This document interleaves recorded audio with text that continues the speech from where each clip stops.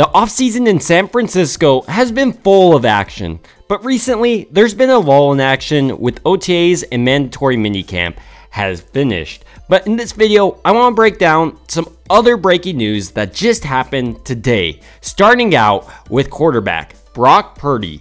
He's headed to Jacksonville today to throw the next couple of weeks with his throwing coach, Will Helwit. He's also accompanied by Tom Gormley, who is an orthopedic specialist. This was reported by Tom Pelissero of the NFL Network. So for a while now, we've known that Purdy did plan to work out with this throwing coach, Will Helwit, to refine his mechanics and make sure they don't slip when he's coming back to the NFL field.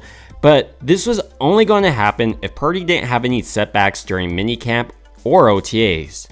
During this period, Purdy was throwing 3 times a week, and apparently there's been no setbacks because now Purdy is going to Jacksonville, as I mentioned, to go team up with Will Helwit, who he also teamed up with prior to the draft. He also has a surgeon there or specialist with him there at Tom Gormley. This guy will be able to monitor if Purdy needs to take off more time so he doesn't re-aggravate the injury. This is all great things for Niners who hope Purdy is available week 1. This offseason, they came out and said Purdy's the leader of the clubhouse.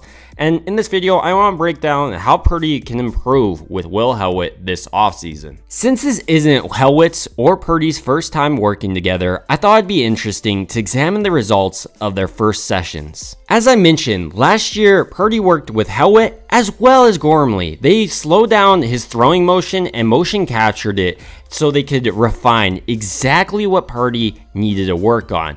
And I guess the biggest thing for Purdy was using his arm more like a whip. And throughout their throwing sessions, Gormley as well as Helwit was able to increase Purdy's mile per hour up to 5 more miles per hour. This raised his throwing from 50 to 51 miles per hour to 55 to 56 miles per hour. So during this period where Purdy isn't necessarily trying to increase his arm strength from being healthy, but coming off a severe injury, how can Gormley and Helwit help him improve? The first thing that must be mentioned is Will Helwit is part of the QB collective, something Shanahan is also heavily involved in. So I think that Helwit being part of the QB collective will be beneficial to Purdy because he also gets a deeper understanding of what Kyle Shanahan wants from a different sounding box, in this case Will Helwit. While being part of the QB collective is beneficial for Will Helwit as well as Brock Purdy, I don't think the mental aspect is really what Purdy needs to focus on during his time with Helwit, but rather getting his throwing mechanics right. As I mentioned, last time Purdy wasn't coming off a substantial tear, so now he really needs to get that strength up and make sure his mechanics don't slide.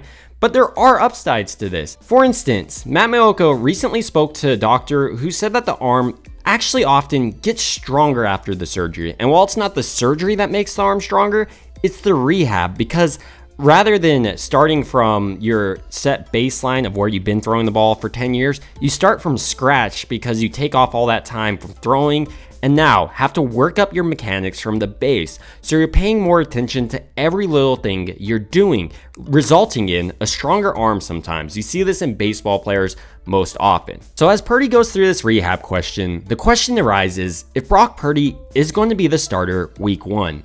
And for me, I think it's clear the Niners think he is going to be the starter.